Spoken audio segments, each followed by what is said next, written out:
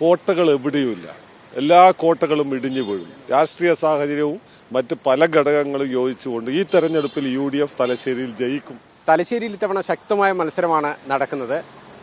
LDFിന്റെ സ്ഥാനാർത്ഥി കാരായി രാജനൊപ്പം തന്നെ UDF രംഗത്തിറക്കിയിരിക്കുന്നത് KP Saju എന്ന് പറയുന്ന കോൺഗ്രസ് നേതാവിനെയാണ്. ഇപ്പോൾ KP സാജു നമ്മോടൊപ്പം ചേരുകയാണ്. സാജോട്ടെ, ഇത്തവണ മത്സരം ശക്തമാക്കാനാണ് UDFിന്റെ നീക്കം. എങ്ങനെയാണ് നമ്മൾ ആദ്യഘട്ടത്തിൽ പ്രചരണം നടക്കുമ്പോൾ ജനങ്ങളിൽ നിന്ന് ലഭിക്കുന്ന ഒരു പ്രതികരണം എങ്ങനെയാണ്? നല്ല പ്രതികരണമാണ്. ഈ തെരഞ്ഞെടുപ്പിൽ UDF ജയിക്കും. അത്രയ്ക്ക് കോൺഫിഡന്റ് ആണ്? 100% കോൺഫിഡന്റ്. തലശ്ശേരിയിൽ വരുമ്പോൾ നേരത്തെ രാജ്മോഹൻ ഉണ്ണിത്താൻ ഉൾപ്പെടെ പറഞ്ഞത് അങ്ങനെയായിരുന്നു.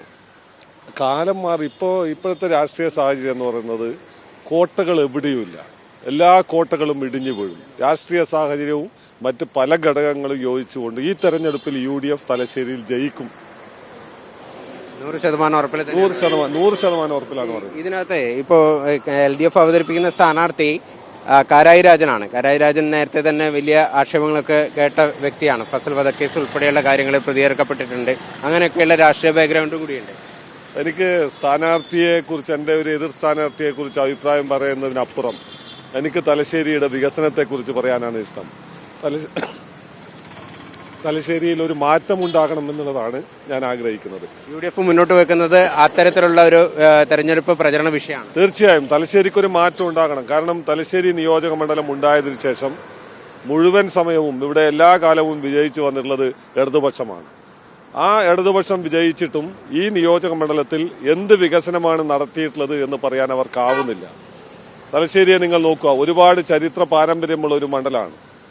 ആ ചരിത്ര പാരമ്പര്യം എന്ന് പറയുന്നത് ബ്രിട്ടീഷുകാരുടെ കാലത്ത് വാണിജ്യ തലസ്ഥാനമായിരുന്നു തലശ്ശേരി. ഊരാച്ചേരി ഗുരുക്കന്മാരും ചന്തുമേനോനും അതുപോലെ സഞ്ജയനും ഒക്കെ ജന്മം കൊടുത്ത ഒരു വലിയ സാംസ്കാരിക പൈതൃകമുള്ള തലശ്ശേരി ഇപ്പോൾ എവിടെ നിൽക്കുന്നു എന്നുള്ളതാണ് നമ്മൾ ആലോചിക്കേണ്ടത്. അത്തരത്തിൽ സാംസ്കാരിക പൈതൃകമുള്ള ഒരു നാട്ടിൽ നമ്മളിപ്പോൾ എവിടെ പോയാലും ചന്തുമേനോന്റെ നാട്ടുകാരനാണോ എന്നല്ല ചോദിക്കുന്നത്.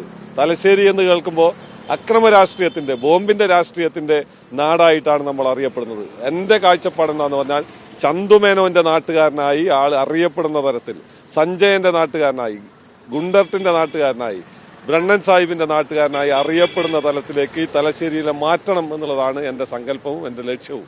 തലശ്ശേരിയുടെ ഒരു സാംസ്കാരിക പൈതൃകം, അതിന്റെ പുറത്തായിരിക്കണം തലശ്ശേരി അറിയപ്പെടേണ്ടത് എന്നുള്ളതാണ് നിങ്ങൾ മുന്നോട്ട് വയ്ക്കുന്ന ഒരു ആശയം. ഉറപ്പായും തലശ്ശേരി അത് മാത്രമല്ല, തലശ്ശേരി നേരത്തെ വലിയ ഒരു കച്ചവട കേന്ദ്രവും ഒരുപക്ഷെ ഉത്തര മലബാറിലെ ഏറ്റവും പ്രധാനപ്പെട്ട ഒരു കേന്ദ്രവുമായിരുന്നു.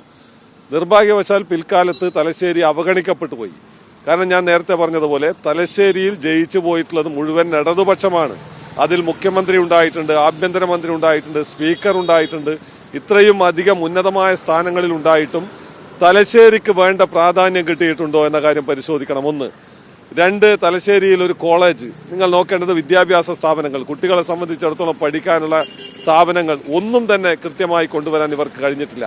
ഞാൻ മുന്നോട്ട് വെക്കുന്നത്, നിങ്ങൾ എന്നെ വിജയിപ്പിച്ചാൽ ഈ നാട്ടിലെ വിദ്യാർത്ഥികൾക്ക് പുതിയ ടെക്നോളജി അനുസരിച്ച് പഠിക്കാനുള്ള കോളേജുകൾ ഉണ്ടാക്കുമെന്നുള്ളതാണ്. വിദ്യാഭ്യാസ സ്ഥാപനങ്ങൾ ഉണ്ടാക്കും. യുവാക്കൾക്കും സ്ത്രീകൾക്കും തൊഴിൽ ലഭിക്കാൻ ആവശ്യമായ ഏതെങ്കിലും തരത്തിലുള്ള സ്ഥാപനങ്ങൾ കൊണ്ടുവരിക എന്നുള്ളതാണ്. ഇവിടെ ഇപ്പോൾ നടക്കുന്നത് സ്വജനപക്ഷപാതവും അഴിമതിയിലൂടെയും വികസനം മുരടിക്കുന്ന ഒരു രാഷ്ട്രീയ സാഹചര്യമാണ് തലശ്ശേരിയിലുള്ളത്. എന്തായാലും തലശ്ശേരിയുടെ മുഖച്ഛായ മാറ്റുക, ഒപ്പം തന്നെ അതിന്റെ പേരുദോഷങ്ങൾ ഉൾപ്പെടെ മാറ്റിയെടുക്കുക എന്നുള്ള ഒരു വലിയ ദൗത്യം. എന്തായാലും ഇതിന് പൊതുവെ നേരത്തെ നമ്മൾ സൂചിപ്പിച്ചതുപോലെ തന്നെ CPM-ന് ഏകപക്ഷീയമായിട്ട് ജയം നൽകുന്ന മണ്ഡലമാണ് തലശ്ശേരി. അങ്ങനെ പറയുമ്പോൾ ഇത്രയൊരു കോൺഫിഡൻസ് എന്തുകൊണ്ടാണ് വരുന്നത്? ഞാനതാണ് പറഞ്ഞത്, കേരളത്തിൽ എന്നല്ല ലോകത്തെവിടെയും കോട്ടകളില്ല. കോട്ടകളൊക്കെ ഇടിഞ്ഞു വീഴുന്ന ഒരു സാഹചര്യമാണ് നമ്മൾ കാണുന്നത്. അതുപോലെ തന്നെ തലശ്ശേരിയിലും വടകര ലോക്സഭാ മണ്ഡലത്തിൽ ഇവിടെ AK പ്രേമജവും അതുപോലെ അതിന് സതീദേവിയൊക്കെ ജയിച്ചത് 1.5 ലക്ഷം വോട്ടിന്റെ ഭൂരിപക്ഷത്തിലാണ്. അതിന്റെ തൊട്ടപ്പുറത്തെ തെരഞ്ഞെടുപ്പിൽ മുല്ലപ്പള്ളി രാമചന്ദ്രൻ വിജയിക്കുന്നത് 1 ലക്ഷം വോട്ടിനാണ്. അപ്പൊ കോട്ടകളില്ല. ഈ നാട്ടിലെ ജനങ്ങൾ, ജനാധിപത്യ വിശ്വാസികൾ 10 വർഷക്കാലത്തെ ഇടതുപക്ഷ ജനാധിപത്യ മുന്നണിയുടെ ഭരണവും തലശ്ശേരിയുടെ വികസനമില്ലായ്മയും തലശ്ശേരിയെ സംബന്ധിച്ചിടത്തോളം ഈ കോട്ട തകരും എന്ന കാര്യത്തിൽ ഒരു തർക്കവുമില്ല. ഒരു ഭൂരിപക്ഷത്തിന്റെ ഒരു കണക്കൂട്ടൽ എങ്ങനെയാണ്? അതൊക്കെ പിന്നീട് സംസാരിക്കാം. ജയിക്കും, ഉറപ്പായിട്ട് ജയിക്കും. വലിയ ആത്മവിശ്വാസത്തിലാണ് UDF സ്ഥാനാർത്ഥിയായിട്ടുള്ള KP സാജു ഉള്ളത്. തലശ്ശേരിയുടെ മുഖച്ഛായ മാറ്റും, ചരിത്രം, തലശ്ശേരിക്ക് നേരത്തെ ഉണ്ടായിരുന്ന ചരിത്രം മാറ്റി എഴുതും എന്നുള്ളതാണ് അദ്ദേഹം പറയുന്നത്. ആത്മവിശ്വാസത്തോടു കൂടി തന്നെ തെരഞ്ഞെടുപ്പ് പ്രചാരണ രംഗത്ത് വളരെ സജീവമാണ് KP സാജു. തലശ്ശേരിയിൽ നിന്ന് ബിജീഷ് ഗോവിന്ദൻ, മീഡിയ 1.